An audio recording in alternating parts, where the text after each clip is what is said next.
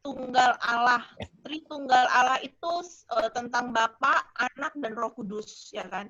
Sebenarnya Tritunggal ini itu menurutku itu sangat fenomena banget, dan juga terlalu banyak apa ya?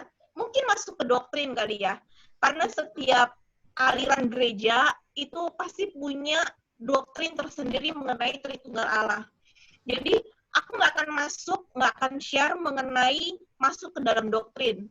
Enggak. Nanti diserang sana sini mengerikan. Jadi aku lebih mau masuk ke 1 atau 2 ayat aja mengenai Tritunggal Allah. Kadang-kadang kan ada orang-orang bertanya gini, sebenarnya kalau aku berdoa ya, kalau kita berdoanya itu kepada Tuhan Yesus, apa kepada Bapa, apa kepada Roh Kudus? Apa kita mesti tiga-tiganya laporan dengan doa yang sama? Kita berdoa kepada Bapa, habis itu kita berdoa kepada Tuhan Yesus, sesudah itu kita berdoa kepada Roh Kudus, ya kan? Apa dengan doa yang sama? Karena kita mesti laporan supaya Bapa tahu doa kita, permintaan kita, Tuhan Yesus tahu, dan juga Roh Kudus tahu. Oke, ada loh yang nanya kayak gitu, ada gitu. Atau misalkan apakah permohonan doa aku ini lebih ke mendingan kita ngomong sama si Bapak, apa mendingan kita ngomong sama Tuhan Yesus aja ya, supaya doanya cepat dikabulkan. Ya kan, ada loh yang nanya soal itu, maksudnya dia terlalu memikirkan mengenai hal itu gitu. Nah, tapi ada satu hal di Yohanes ya. Kalau kita baca tentang Yohanes 14, di sini Tuhan Yesus itu banyak berbicara mengenai Bapa, pribadi Bapa. Dan juga dia ngomongin tentang Roh Allah, yaitu Roh Kudus sendiri. Ya kan? Di ayat 14 ayat 6 dibilang bahwa kata Yesus kepadanya, Akulah jalan dan kebenaran dan hidup, tidak ada seorang pun yang datang kepada Bapa kalau tidak melalui aku. Ya kan? Sekiranya kamu mengenal aku, pasti kamu juga mengenal Bapakku. Sekarang ini kamu mengenal Dia dan kamu telah melihat Dia. Maksudnya, ketika kita melihat Yesus, kita melihat Bapa. Gitu ya. Nah, terus ayat 10-nya, tidak percayakah engkau bahwa aku dalam Bapa dan Bapa di dalam aku? Right? Si Filipus nanya nih sama Tuhan tuh di ayat 8, Tuhan tunjukkanlah Bapa itu kepada kami, itu sudah cukup bagi kami. Kata Yesus kepadanya, telah sekian lama aku bersama-sama kamu, Filipus, namun engkau tidak mengenal aku, bagaimana telah melihat aku? Ia telah melihat Bapa. Bagaimana engkau berkata, tunjukkanlah Bapa itu kepada kami. Nah, ya. Terus ayat 10-nya, tidak percayakah engkau bahwa aku dalam Bapa dan Bapa dalam aku? Apa yang aku katakan kepadamu? Tidak aku katakan dari diriku sendiri, tetapi Bapa yang diam di dalam aku, dialah yang melakukan pekerjaannya. Percayalah kepadaku bahwa aku dalam Bapa dan Bapa di dalam aku, atau setidak-tidaknya percayalah karena pekerjaan-pekerjaannya itu sendiri. Gini ya, aku punya boneka. Ini pura-pura nih ya, ceritanya gitu. Aku pakai boneka. Ini ceritanya si Bapak. Pura-pura nih ya, pura-pura. Nanti jangan bilang, ih Bapak jadiin boneka lagi. Enggak, ini pura-pura. Ini Tuhan Yesus. Ya. Ini Bapak, ini Tuhan Yesus. Kan dibilang bahwa Tuhan Yesus itu pribadi, Bapak juga pribadi. Ya kan? Mereka nggak jadi satu nih. Ya kan? Jadi Tuhan Yesus bilang, kalau engkau melihat aku, ya kan? Kalau engkau melihat aku, engkau melihat Bapak. Jadi ketika misalkan kita berdoa, Tuhan Yesus, Bapak, Padahal kita lagi berdoa, Tuhan Yesus terima kasih untuk hari ini. Terus kita ngomong lagi, Bapa, kami mengucap syukur untuk hari ini. Sama aja ketika kita melihat Tuhan Yesus, kita sedang melihat ada Bapa. Kan firman Tuhan bilang gini, Bapa, aku di dalam Bapa, dan Bapa di dalam aku. Jadi adalah satu begini. Saat kita berdoa kepada Bapa, ada Tuhan Yesus kan? Gitu. Jadi dibilang kalau kamu melihat apa yang aku lakukan di bumi ini, melakukan mujizat, mengajar, semuanya itu aku dapat dari si Bapa. Jadi enggak meter aduh, aku berdoanya mesti laporan dulu deh sama Tuhan Yesus, habis itu baru sama Bapa gitu ya. Enggak, ketika kita berdoa kepada Tuhan Yesus, kita juga sedang Bapak juga dengar nggak? Bapak dengar, Bapak tahu nggak? Bapak tahu, karena kenapa? Tuhan Yesus di dalam Bapak, Bapak dalam Tuhan Yesus. Firman Tuhan bilang, aku di dalam Bapak. Right? Aku di dalam Bapak. Jadi ketika kita, Bapak aku berdoa, ada Tuhan Yesus nggak? Ada. Tuhan Yesus. Ini Bapak sama Tuhan Yesus. Jadi no matter nggak ini aku berdoa kepada siapa? Ketika kita melihat Tuhan Yesus bilang, ketika kamu melihat aku mengenal Tuhan Yesus, kamu itu lagi mengenal Bapa. Karena apa yang aku lakukan, aku melihat dari sini. Tahu nggak? Dia, Tuhan Yesus ini, dari sini. Jadi ketika kita mengenal Tuhan Yesus, kita juga sedang mengenal Bapa. Ketika Tuhan Yesus melakukan mujizat, Tuhan Yesus itu sedang melakukan apa yang diajarkan Bapa nih. Ngerti kan? Gitu. Jadi kalau misalnya kita berdoa, kita berdoa sama siapa ya? Ketika kita berdoa sama Tuhan Yesus, ada Bapa. Kadang-kadang kita juga punya ketakutan kan, misalkan gini, nanti kalau gue diserang setan gimana, gini-gini. Tuhan Yesus bilang apa? Engkau di dalam kamu, di dalam aku, kata Tuhan Yesus. Aku di dalam kamu. Udah gitu, Tuhan Yesus bilang lagi, aku di dalam Bapa, aku di dalam Bapa. Berarti apa? Bapa, Tuhan Yesus, baru kita. Karena kita di dalam Tuhan Yesus. Bayangin kalau ada yang menyerang, siapa duluan yang lawan si iblis? Apakah langsung ke kita dulu? Apakah kita Tuhan Yesus baru Bapa? Enggak, dibilangnya Bapa di dalam aku di dalam Bapa, di dalamnya, dan kita di dalam Tuhan Yesus, ya kan? Tuhan Yesus dalam aku. Bayangin kita itu ada di dalam Tuhan Yesus. Jadi ketika ada yang menyerang kita, itu enggak langsung kepada kita loh. Men, kita ini benar-benar anak Tuhan tuh kayak gitu. Ngerti ya? Nah, dibilang Tuhan Yesus itu harus datang kepada Bapa. Jadi terus baru dikirimlah Roh Kudus ke dalam dunia. Ya kan? Roh itu tinggal bersama dengan kita. Roh Allah sendiri. Roh Allah, Roh Kudus tidak akan turun ke dunia kalau Tuhan Yesus tidak naik ke surga, tidak datang kepada Bapa. Jadi, Tuhan Yesus itu menjadi pengacara advokat kita, pembela kita, datang kepada Bapa. Roh Kudus itu adalah advokat kita di dalam dunia. Makanya Tuhan Yesus bilang, jangan kamu takut, aku tidak akan meninggalkan engkau sebagai yatim piatu. Karena kenapa? Roh Kudus dikirim kepada kita dan diam bersama dengan kita.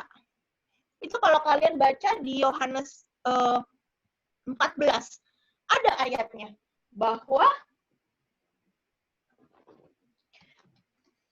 wait ya. Ya kan? Di ayat 20-nya tuh. Aku di dalam Bapakku, dan kamu di dalam aku, dan aku di dalam kamu.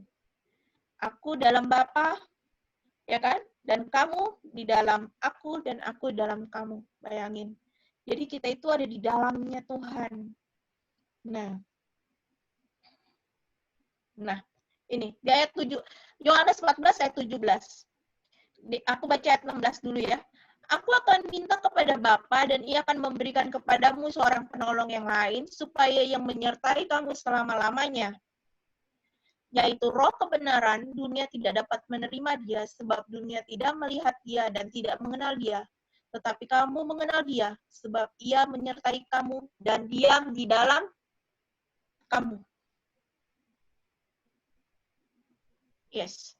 Di bahasa Inggrisnya, but you know him, but he dwells with you and will be in you. Dwell itu begini. Dwell in you and will be in you. Right? Ya. Jadi makanya Roh Kudus harga untuk Roh Kudus itu datang ke dunia itu adalah seharga kematian Yesus loh. Tuhan Yesus mati, Tuhan Yesus bangkit, Tuhan Yesus naik ke sorga. Baru Roh Kudus itu turun. Jadi Roh Kudus itu harganya itu seharga darah Yesus. Kalau Tuhan Yesus nggak mati di kayu salib, nggak bangkit dan nggak naik ke sorga, itu Roh Kudus itu untuk supaya Roh Kudus itu turun. Kalau Tuhan Yesus itu kan hanya di satu tempat ya. Mungkin kalau waktu itu kita masih hidup, kita masih ke Israel dulu, masih dia lagi di mana, kita masih ngikutin dia kan. Untuk Tuhan Yesus tuh, Roh Allah itu tinggal dalam kita. Itu Tuhan Yesus itu mesti mengalami kematian, kebangkitan, naik ke sorga, baru bersama-sama dengan kita. Ya, jadi itu tentang Allah, Bapa, Anak, dan Roh Kudus. Jadi nggak tahu ya, aku sih yakin banget gitu dengan keadaan bagaimanapun, mungkin keadaan itu akan worse di kemudian hari, in the future, we never know lah, gitu. Tapi satu hal, Tuhan janji untuk kita anak-anaknya yang percaya benar-benar sama Dia, Tuhan tuh nggak akan pernah meninggalkan kita. Dibilang kan, bukan sekedar gini doang loh, bukan sekedar biar 1.000 orang lebah di sebelahku dan 10.000 di sebelah kananku itu tidak akan menimpa aku. Itu bukan sekedar ngomongin tentang bencana, tapi mengenai termasuk krisis ekonomi loh. Itu tidak akan mengenai kita anak-anak Tuhan. Ya, amin ya. Maksudnya apapun Tuhan pasti mencukupi setiap kebutuhan kita. Apapun, mungkin yang punya anak nanti pasti ada pikiran ya, Hervin ya, nanti anak gua nanti gimana, pas lagi anak gua udah 10 tahun, berapa tahun ke depan gimana keadaan kayak begini. Benar nggak? Jangan khawatir, lakukan bagian kita, karena ketika Tuhan kasih anak kepada kita, itu anak Tuhan. Biarkan bagian kita mendidik dia takut akan Tuhan. Tuhan tuh akan cukupi, karena anak yang Tuhan titipkan itu adalah anak-anak Tuhan loh. Ya. Nah, terus mengenai gue akan kasih kesaksian sih mengenai kisah anak yang hilang. Ya. Jadi sebenarnya ini kisah anak yang hilang, ini mengenai hati Bapak. Mengenai hati Bapak. Jadi aku tuh pernah ngalamin yang ngambek sama Tuhan. Ngomongin tentang ngambek sama Tuhan, terus ini kita nggak ngomong gini loh, berarti meninggalkan gereja langsung, maksudnya murtad gitu ya. Kadang-kadang kita sebagai orang Kristen itu, kadang-kadang nggak gitu juga loh. Kadang-kadang kita bisa pergi ke gereja, tapi hati kita jauh dari Tuhan. Benar nggak? Itu juga menurutku itu anak yang hilang loh. Ngerti nggak? Kan ada satu yang ekstrim langsung murtad, ya. Itu ekstrim banget. Tapi ada juga di lain sisi kita pelayanan, ya, kita ke gereja, tapi hati kita jauh dari Tuhan. Mungkin kita kecewa sama Tuhan. Kok Tuhan nggak jawab-jawab? Kayaknya Tuhan diem aja untuk doa aku yang ini. Kok Tuhan nggak pernah jawab? Hati kita menjadi kering lama-lama. Kita nggak mau ngomong sama Tuhan. Kita nggak mau berdoa karena pelayanan doa. Ya udah ya kita berdoa gitu kan, supaya nggak useless banget dibilang pendoa tapi nggak doa gitu kan. Tapi untuk hubungan pribadi dengan Tuhan di balik layar nggak ada nggak ada relationship with God, dengan Tuhan. Hati kita menjadi kering. Waktu itu hatiku menjadi kering. Lalu mulai ngambek sama Tuhan, mulai mogok, nggak mau ngomong sama Tuhan, mogok baca firman, mogok doa pribadi, pokoknya mogok. Habis mogok dingin kan. Lalu biasanya langsung orasi sama orang-orang. Kan ada orang-orang, ini iya nih, gue juga doa nggak pernah dibales-bales, nggak pernah jawab-jawab sama Tuhan, ya, nggak tahu deh, gitu. Berarti kan, jadi kering, hati kita menjadi kering, menjadi dingin, lama-lama. Ya kan? Nah, lalu pada suatu saat, pakailah dengan kekuatan diri sendiri dong. Melakukan segala sesuatu dengan kekuatan sendiri.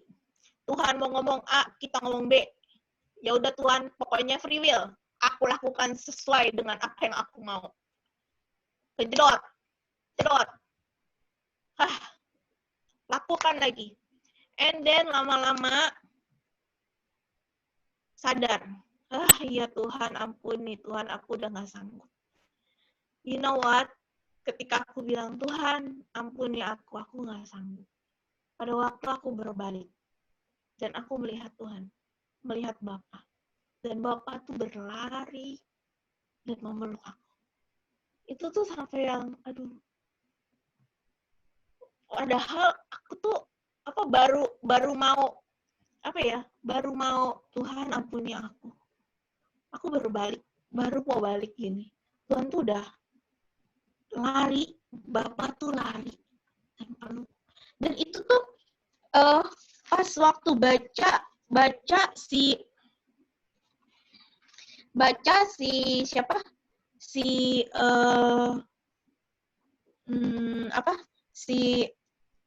perumpamaan anak yang hilang. Yes, Lukas ya. Yes, thank you, honey. Ya, ini dia nih. Lukas 15.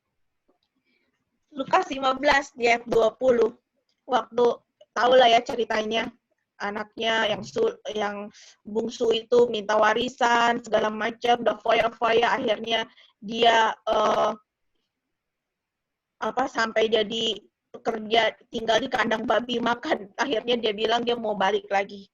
Di ayat 20 dibilang, maka bangkitlah ia dan pergi kepada bapaknya. Ketika ia masih jauh, ayahnya telah melihatnya. Lalu tergeraklah hatinya oleh belas kasihan. Ayahnya itu berlari mendapatkan dia, lalu merangkul dan menciumnya. Bayangin, baru berbalik, ayahnya loh yang lari, bukan anaknya yang lari. Ayahnya melari, merangkul anaknya, dan menciumnya. Ternyata ya, di ciumnya itu bukan cuma gini. No, ciumnya itu sampai welcome back. Dia pasti peluk erat. And then, our Father, kiss us, kiss me.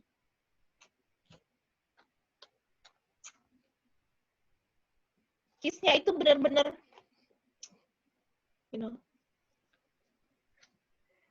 ya. Dan dibilanglah, sesudah itu, dia, anaknya bertobat, ya kan? Anak itu kepada Bapakku telah berdosa terhadap sorga, dan seterusnya dibaca terus. Terus bapaknya kasih dia cincin, kasih dia jubah. Cincin itu otoritas, jubah, kasih sendal, mengenai dignity, ya kan? Kasih sendal, terus dibawa ke rumahnya, ke rumah pestanya. Udah gitu disembelihlah domba yang gemuk. Dan di ayat 31, si anaknya yang tua itu tahu, dia marah. Dia marah. Ayat 30. Tetapi baru saya datang, anak Bapak yang telah memboroskan harta kekayaan Bapak bersama-sama dengan pelacur-pelacur, maka Bapak menyembelih anak domba tambun itu untuk dia. Ayat 29. Tetapi ia menjawab ayahnya, katanya, telah bertahun-tahun aku melayani Bapa, dan belum pernah aku melanggar perintah Bapa. Tetapi kepadaku belum pernah Bapa memberikan seekor anak kambing untuk bersuka cita dengan sahabat-sahabatku.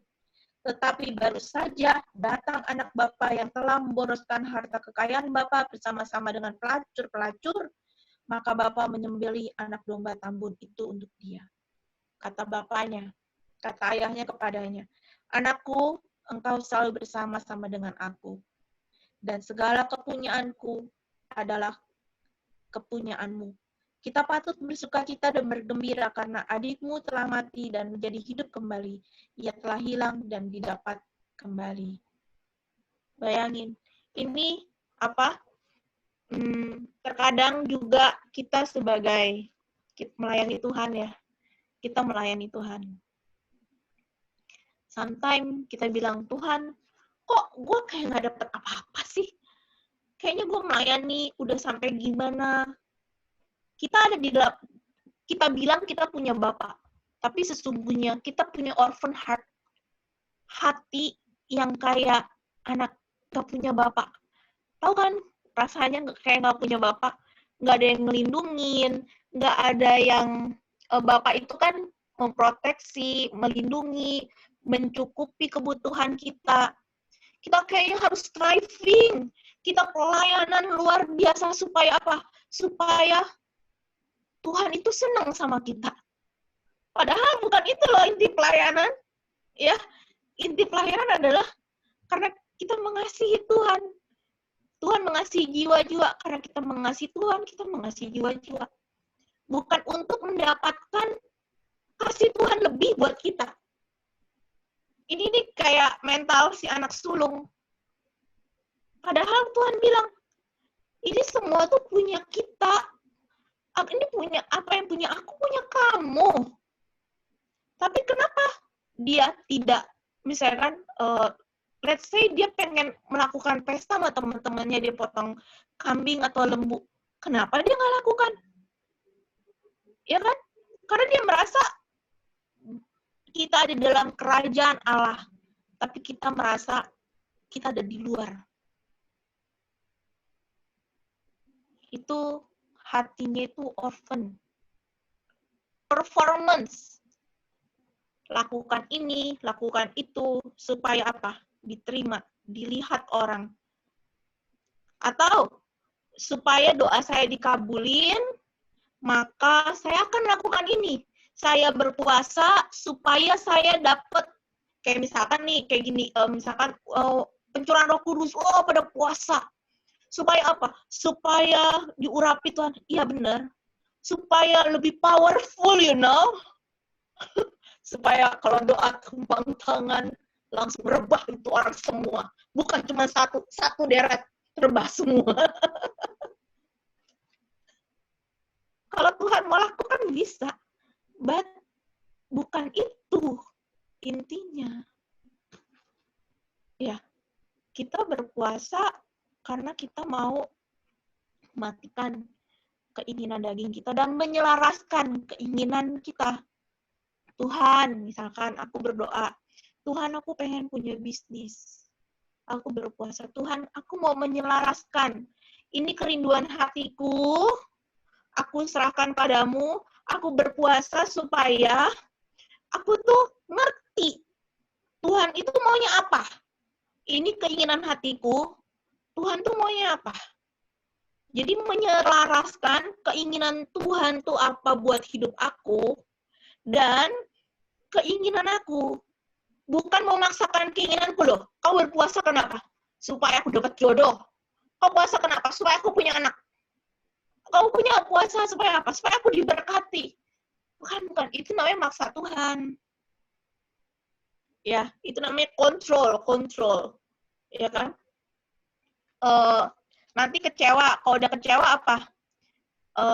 Menganggap langsung kita berlagak seperti Tuhan. Tuhan, seharusnya ya kalau aku jadi Tuhan, harusnya kamu gini nih. Aku akan kabulin yang ini. Langsung pura-pura berakting jadi Tuhan dan ngajarin kayaknya itu lebih hebat dari Tuhan gitu loh. Tuhan, kalau aku jadi Tuhan nih ya, harusnya itu begini. Mulai ditek Tuhan. Kadang-kadang kita rada kurang ajar loh. Kalau gue tuh pernah kayak gitu. Seharusnya Tuhan kayak gini. Mulai apa? Mulai mendikte Tuhan. Mengajarin Tuhan bagaimana caranya jadi Tuhan gitu loh. Ya. Kadang-kadang kita kayak gitu. Padahal kita itu sedang mau menyelaraskan. Kita punya kerinduan hati. Boleh kok punya kerinduan hati, mah nggak boleh. Tuhan senang kita punya kerinduan hati. Ini Tuhan, aku berikan padamu. Aku mau menyelaraskan kehendakku. Tuhan, aku berdoa untuk si A. Apakah dia jodohku? Kayaknya iya sih Tuhan. Bukan. Tuhan, aku menyerahkan orang ini. Menyelaraskan kehendak Tuhan. Berkati orang ini Tuhan. Dia jodohku bukan Tuhan. Bukannya, ini Tuhan, kayaknya jodohku nih Tuhan. Yakin aku nih. Aku dapat puasa, waktu puasa ya. Aku dapat muka dia. Gue dapat mimpi dia 10 kali. 10 hari puasa, 10 malam dia datang nongol di mungkin juga. Tapi kalau udah sampai 10 kali gitu mah yakin deh itu mah udah kedagingan. Gitu kan. Ya, saya menyelaraskan Tuhan. Aku menyerahkan kerinduan hatiku untuk menikah. Tapi biar kehendak-Mu yang jadi. Tuhan, aku mau. Walaupun sampai Tuhan gak kasih jodoh sama aku tetap loh berdiri menyembah Tuhan. Aku tetap loh waktu itu aku bilang gitu sama Tuhan sampai nangis. Bayangin, itu nyanyi praise, tepuk tangan, gue angkat tangan, nangis. Tuhan, walaupun Tuhan gak kasih jodoh sama aku tetap berdiri, mengangkat tanganku, menyembah Tuhan. Sambil nangis tapi. But, itu penyerahan aku sama Tuhan. Itu penyerahan aku sama Tuhan. Walaupun belum, aku akan tetap melayani Tuhan. Maksudku, nggak jadiin barter gitu. Kadang-kadang gitu ya, Tuhan kasih aku anak dulu, baru aku melayani Tuhan. Kalau enggak lah. Enggak main Tuhan-Tuhanan. Ya. Biar kita menyelaraskan kehendak Tuhan. Kita boleh punya kerinduan hati. Tuhan senang loh dengar kerinduan hati kita. Senang, Tuhan tuh senang. Tuhan ini, Tuhan aku mau punya anak, iya. Tuhan tuh senang. Ya kan?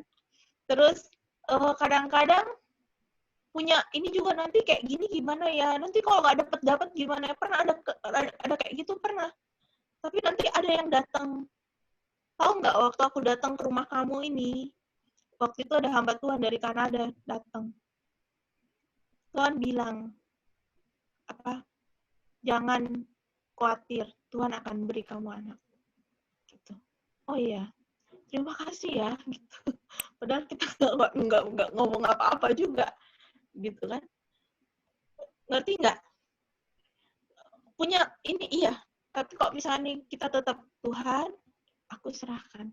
Sampai sekarang Walaupun belum, ingat gak sih dulu waktu sebelum aku menikah, pernah gak sih gue ribut, ngemis-ngemis, minta doa, gue belum dapet jodoh. Apalagi kita pendoa ya, terus yang minta datang doain apa? Minta doain Kak, doain apa? Minta doain jodoh. Oh iya oke.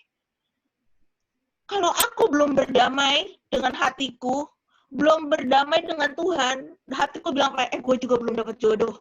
Kemungkinan ya, nggak tahu deh ya, gue aja belum jawab tuh, gue udah puasa, udah segala macam, gue belum dijawab. Ya udahlah, doain aja tugas berdoa. Tuhan berikan dia jodoh. Tapi kalau misalkan aku udah berdamai dengan hatiku, aku udah berdamai dengan ngomong sama Tuhan, surrender, aku percaya Tuhan kasih. Aku bisa doain dia dengan apa? Dengan yakin, dengan otoritas. Walaupun aku belum dapat loh. Aku bilang, Tuhan, berdoa, berikan dia teman hidup yang terbaik, Tuhan. Ya enggak? Iya. Tuhan dengar.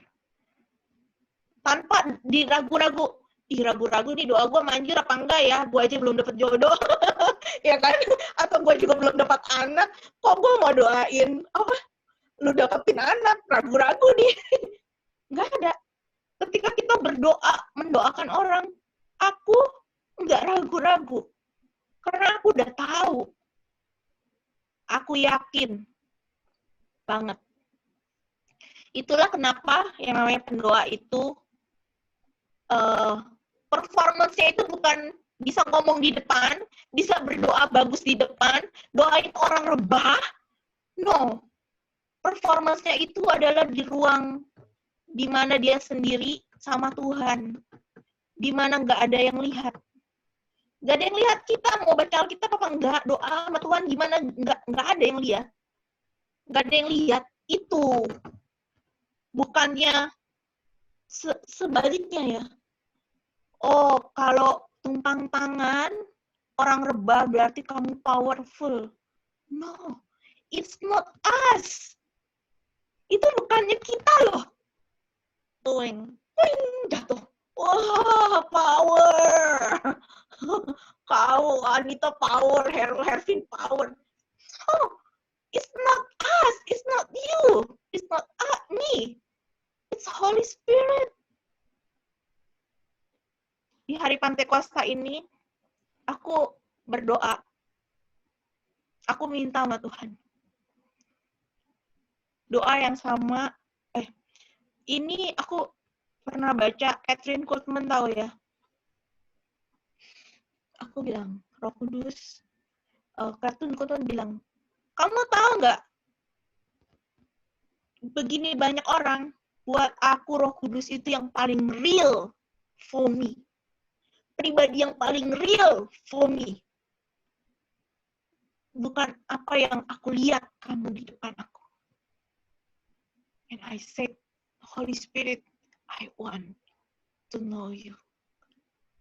Aku mau mengenal Engkau, Roh Kudus. Lebih real dari orang yang aku kenal. Lebih real daripada suami aku. Lebih real dari orang di depan aku. I want to know you more real than everything. I want to know. Itu doaku untuk Pantekosta ini. Sometimes, bayangin ya, Tuhan udah di dalam kita, tapi kadang-kadang kita cuekin dia. Kita nggak pernah ngajak ngomong dia. Apalagi kalau lagi sebel, nggak mau ngomong. Ya. Kebayang ya, kalau kita tamu ke rumah orang, udah gitu, orangnya cuekin kita. Kita nggak diajak ngomong. Oh ya duduk, silakan duduk. Ya kan, Roh Kudus masuk dalam hatiku. Masuk. Udah. Nggak diajak ngomong, nggak diapa-apain. How do you feel? Sedih ya? Ya. Sama. Aku bilang, itu doaku di hari Pantekosta ini. Aku bilang, Tuhan, aku mau, Roh Kudus, aku mau mengenal Engkau lebih real dari siapapun. Dari siapapun. nanti ya. Kalau dulu waktu masih muda, sekarang juga masih muda, kayaknya kalau karunia Roh Kudus itu, bukan aku nggak percaya karunia Roh Kudus, sampai sana aku percaya karunia Roh Kudus. Kayaknya orang-orang yang melakukan karunia, aku pengen banget kayak orang itu Tuhan, tumpang tangan orang rebah. Ini bisa bernubuat sampai sejam. Wow, bisa bernubuat, bisa begini, bisa tahu ini, bisa tahu itu. Tapi ya, ketika semakin hari kesini ya, I don't want,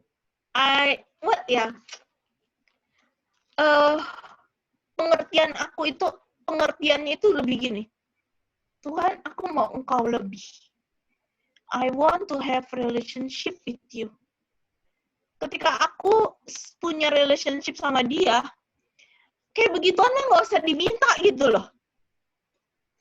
Saat kita punya relationship sama dia, Roh Kudus tuh ngomong, hati doain dia. Dia tuh hatinya lagi luka. Kita doain. Terus orang itu bilang, loh kok lo tahu? Kan? Padahal itu bukan karena my power, Teti power itu. No, itu karena Roh Kudus ngomong berbisik. Orang itu hatinya lagi sedih. Doain dia.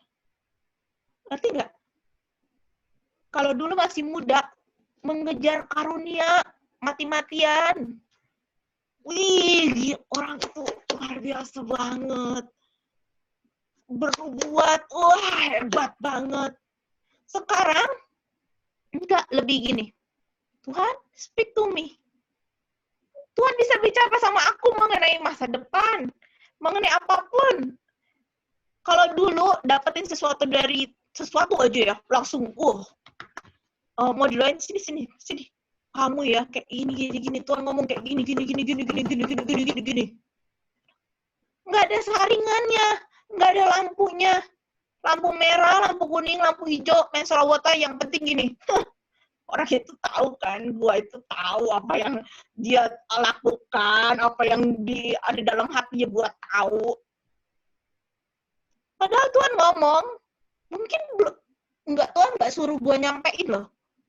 Tuhan baru ngomong, kita udah yang di atas angin. Padahal Tuhan ngomong itu supaya apa? Teti doain. Tapi udah terlanjur, Tuhan udah diomongin.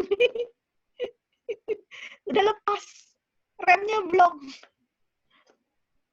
Semakin kesini, semakin lebih ngerem. Kalaupun tahu, nggak ngomong.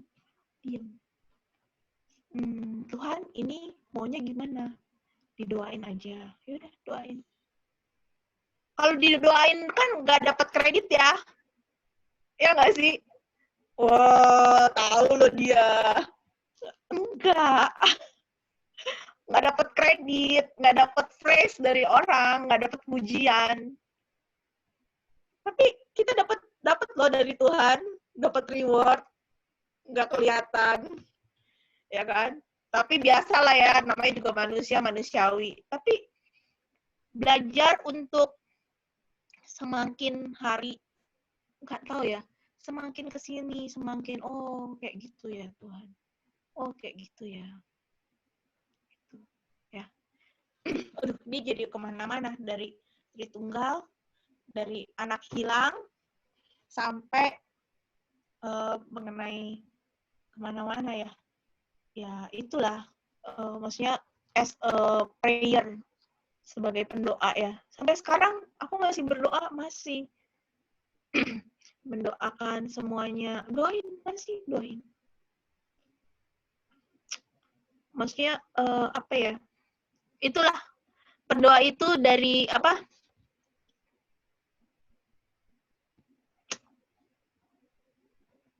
Basicnya itu bukan basic.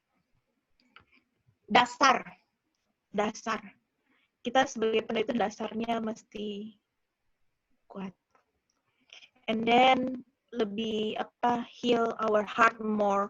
Sometimes orang ya karena udah melayani jadi lupa kalau kita juga butuh kesembuhan. Kalau kita butuh kasih Tuhan untuk Kita melayani bukan berarti kita udah superhero loh. Udah hebat semuanya. No. Kita masih butuh Tuhan. Kadang-kadang kan kita lupa ya. Kadang-kadang kita lupa. Mana setannya? Mana dia?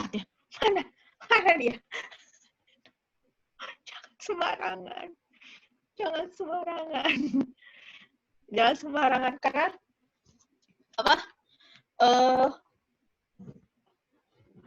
apa ya? Ingat ya, Musa, tulangnya Musa, ya kan? Itu mau direbut sama Lucifer ya nih, waktu itu ya. Ya, sama Lucifer. Terus ayatnya bilang apa? Datanglah Michael. Michael itu malaikat perang Tuhan. Malaikat perang Tuhan balas sih, sini kamu mau ngambil mencoba ngambil. No. Michael said, biar the Lord of hosts rebuke you in the name of Jesus. Rebuke you.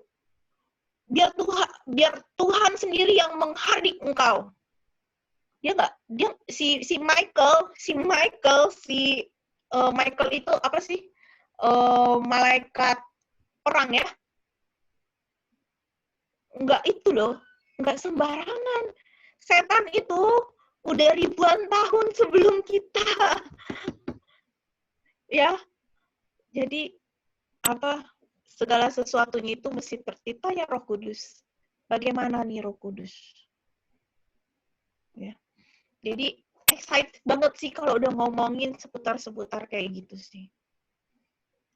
Mungkin next time I want to share about recognize what happened in our life.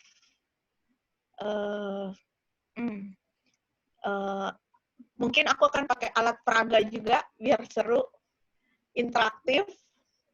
It will be exciting. Aku udah mulai prepare untuk itu. Thank you. Mengenai ada bagian-bagian dalam kehidupan kita, dibilang kan, Tuhan Yesus datang dalam kehidupan kita supaya kita memperoleh hidup dan memilikinya dalam segala kelimpahan. Tapi secara tidak sadar, tidak langsung, ada bagian-bagian kehidupan kita yang belum kita serahkan sama Tuhan. Benar nggak? Ada bagian-bagian hidup, bagian-bagian di hidup kita yang kita tidak percaya sama Tuhan. Meskipun kita bilang kita sudah terima Tuhan Yesus. Itulah kenapa kita tuh masih butuh yang namanya Tuhan sembuhkan hati. Tuhan, aku melepaskan semua ikatan dalam kehidupan aku.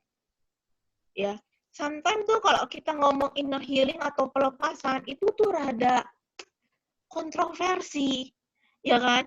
Karena kenapa? Kalau pelepasan hubungannya sama manifestasi, ya kan? Wah, nanti muntah-muntah, nanti teriak jengking-jengking. Bukan itu yang dicari. Tapi benar-benar pelepasan dari semua ikatan dengan darah Kristus Yesus. Kadang inner healing, apa sih inner healing itu? Nangis nanti kayak gimana? No. Kita ambil kasih Yesus. Tuhan, sembuhkan hati aku. Hati yang luka bisa membuat kita tidak percaya Tuhan loh. Benar nggak? Hati yang luka bisa membuat kita tidak berserah sama Tuhan. Bisa nggak? Bisa. Itu bukan, saya nggak mau ngomongin tentang doktrin, tentang inner healing, atau pelepasan. No. Terlalu berdebat, it's not about perdebatan sih menurut aku. Ini mengenai kuasa darah Kristus Yesus, tentang kasih Yesus yang kita ambil, ya kan? Kita hidup dari kemenangan kepada kemenangan. Kenapa nggak 100% kemenangan aja?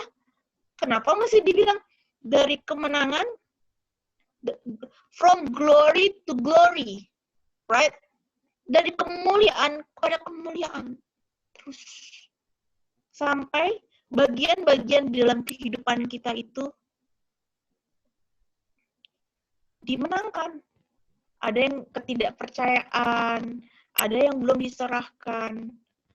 Dari mana luka-luka itu? Kebanyakan dari masa-masa kecil kita.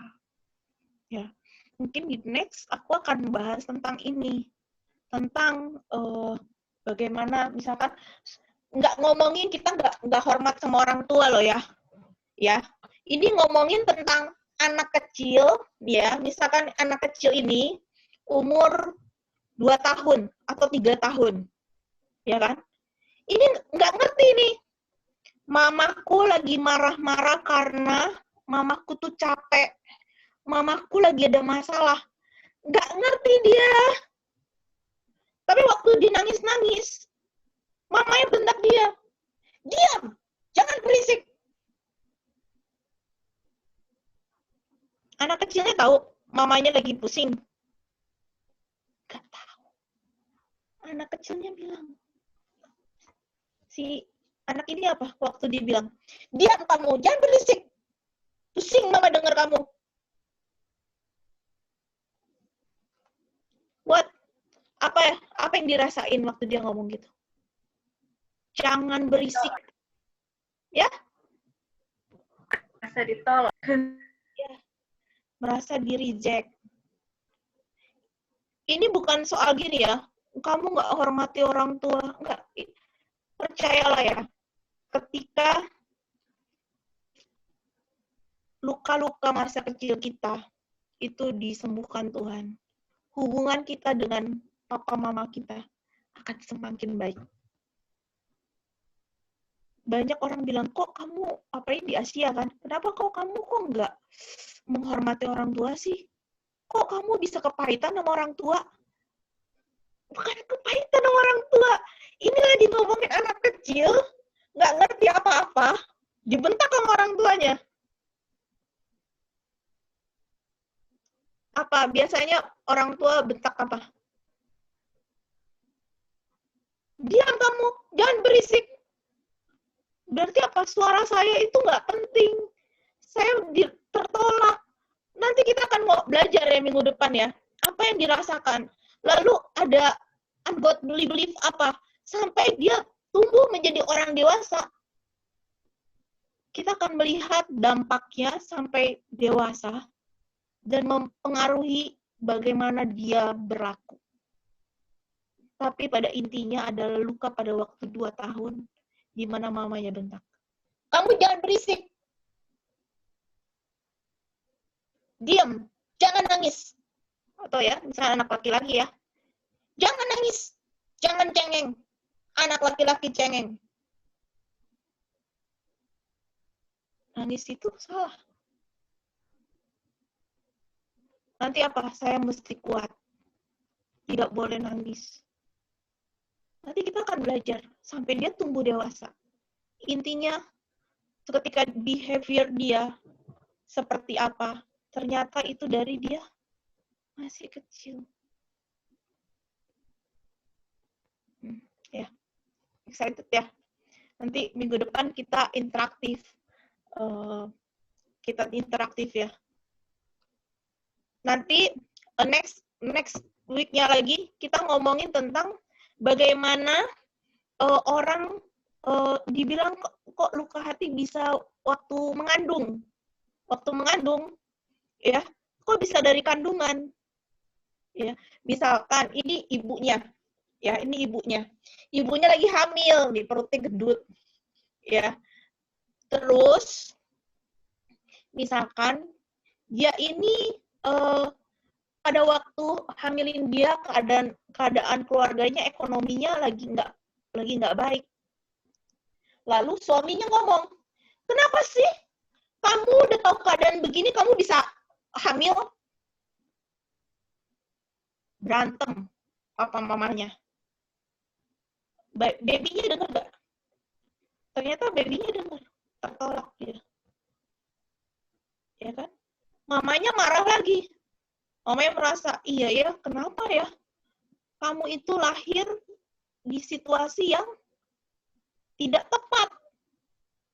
saya adalah mistake. Betul? Saya ada sebuah kesalahan.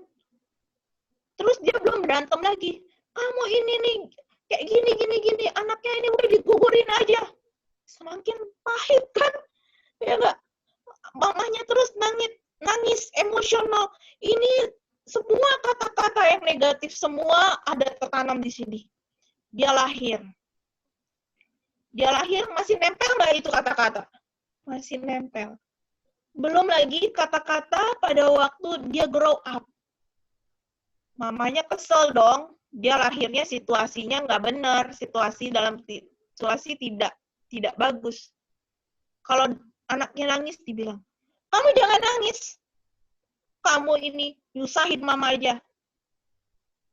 Apa yang dirasain anak kecil?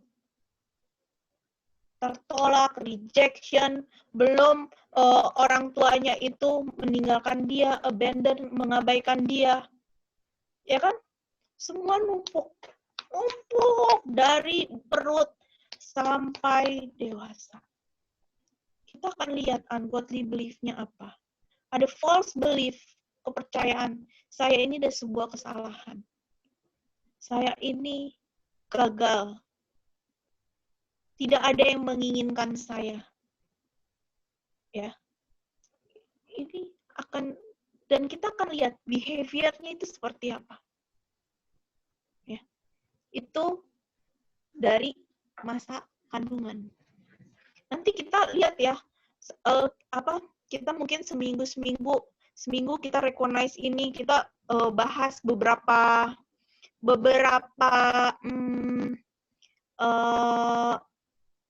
perkataan ya, permasalahan ya. Jadi kita bisa praktis satu sama lain. Jadi ketika orang datang, kita bisa tahu kadang-kadang bukan ketika kita besar. Misalkan, saya sakit hati sama si ini. No. Mungkin itu kejadian yang repeat, yang berulang dalam kehidupan dia. Ternyata pada waktu kecil. Karena waktu kecil kan, kita kan rentan ya, nggak bisa mempertahankan diri. Anak 2-3 tahun, berisik. Kamu ini nyusahin mama aja. Berisik kamu. Kebayang ya? Gitu. Atau, what's wrong with you? Ada apa sih sama kamu? Ya kan? Nanti dia bisa, apa perasaan-perasaan dia. Unwanted, tidak diinginkan. Saya ini sebuah kesalahan. Ketika besar jadi apa? Perfeksionis. Supaya dia apa? Supaya diterima orang. People pleasing. Semua orang bilang apa, dia pasti lakukan. Supaya diterima, ya kan? Ada lagi yang ekstrim, rebel. Kalau saya nggak mau, kenapa? Ya kan? Ketika dewasa, dia menjadi seseorang yang punya kepribadian yang seperti itu. Tapi intinya apa? Bukannya udah besarnya kepribadiannya jadi pemarah, supaya tidak ada yang meluk down aku, supaya tidak ada yang merendahkan saya. Saya akan jadi orang pemarah. Atau pasif, saya akan menarik diri. Enggak. Tapi sebetulnya bukannya pada waktu besar. Pada waktu dia kecil, ketika mamanya bilang apa? Ada apa sih kamu? Kamu itu nyusahin mama. Ya. Jadi, kita akan lihat itu, dan percayalah ketika kita melepaskan pengampunan kepada orang-orang yang melukai hati kita, bahkan diri kita sendiri, bahkan kecewa sama Tuhan, ya, kita tidak mengampuni Tuhan, karena Tuhan itu baik. Tuhan itu perfect ya. Yang salah itu kita yang salah nangkap Tuhan. Jadi kita minta ampun sama Tuhan karena udah miscommunication sama Tuhan, misunderstanding, salah pengertian sama Tuhan. Kita yang minta ampun. Kadang-kadang kita blame Tuhan. Enggak, Tuhan itu perfect, Tuhan itu baik. Dia selalu baik. Ya. Nanti kita akan banyak belajar minggu-minggu ke depan mengenai hal-hal ini ya. Nanti kita Seru deh pokoknya. Nanti seminggu ini kita belajar recognize ini beberapa masalah, ya. Terus tentang judgment, tentang penghakiman, false belief. Terus dari kandungan bagaimana sih gitu kan, dibawa-bawa sampai besar, ya kan? Intinya root-nya itu seperti apa. Kalau kita udah gede itu cuman wall. Wall itu kayak penampakan topeng. Topeng ini, topeng nih. Aku baik, aku ini. Tapi dalam hatinya luka. Kadang kita tutupin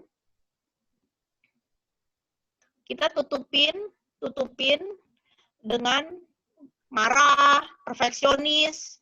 Tapi jadi perfeksionis pas kerja juga melukai hati orang. Karena kenapa?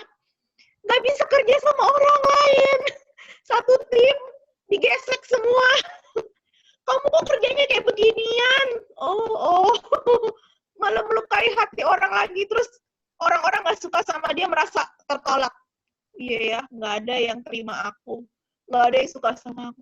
Padahal bukan karena nggak suka sama dia loh. Ya kan? Pemarah.